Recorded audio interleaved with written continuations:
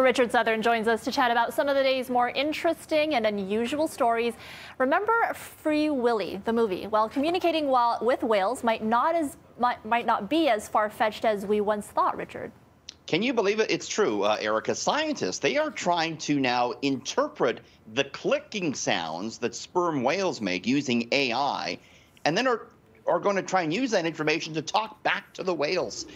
This is a team out of the University of California, Berkeley, working on this. The head scientist said the series of clicking sounds that sperm whales make reminded her of Morse code.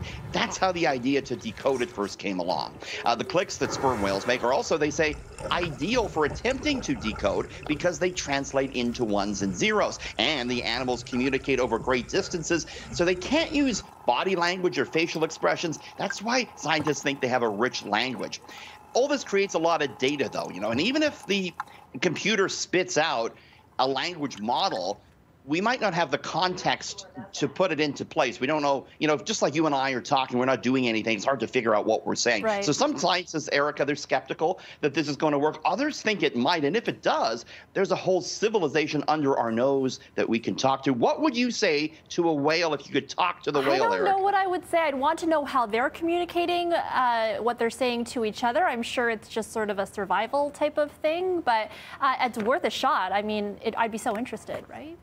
Imagine if the whales, they're like too chatty and they keep calling you and texting you all the time. You're like, all right, give it a rest, whales.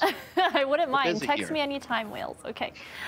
First, he traveled to space. Now, billionaire Jeff Bezos is working on another out-of-this-world idea, Richard.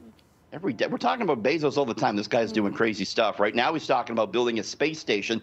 And with this guy, you never know. It might just happen, right? This is what they're wanting to build. His company, Blue Origin, his space tourism company, announcing plans for a commercial space station.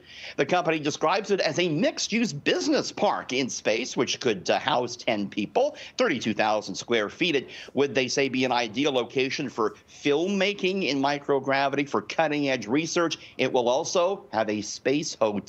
No price tag on that. It's going to be expensive. Oh, yeah. The announcement comes, though, Erica, as NASA looks for proposals to replace the International Space Station, which is in desperate need of repairs.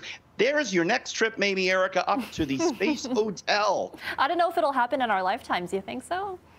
I think if you have enough money, it might. Yeah. William Shatner might be going up to the Space Hotel next. Who knows? Oh, goodness. Okay, and finally, an American surgeon is in hot water for falling asleep on the job. There are some professions where you just really can't fall asleep on the job. No, can't do that. Yeah. Wouldn't be good if we did it. Certainly not good if a spinal surgeon did it. That's what happened in Boston at the Boston Medical Center a couple of years ago. A surgeon was in the operating room, left apparently to grab a bite to eat in his car when there was some downtime, fell asleep in the car, missed the procedure. Wow. Uh-oh, Erica. Yeah. The 54-year-old doctor woke up, called the hospital. They said, listen, we did the operation. We called another doctor in to do it. He's been reprimanded, fined $5,000. Oh, boy. That's you just don't want to fall big asleep if you're a doctor like that. Yeah, you certainly don't. I mean, yeah, it's good that there were other people there and there's fail-safes in that, but you never want to hear that your surgeon fell asleep mid-surgery, right? I'm worried that you host, CityNews at 11. I'm worried that you might doze off between 11 and midnight. Nap. There's a station where I take a nap. No, I don't. But yeah. Wake up, Erica. The news is on. Come on, we gotta go. Need more coffee. Okay, Richard, thanks so much. We'll see you tomorrow. See you tomorrow.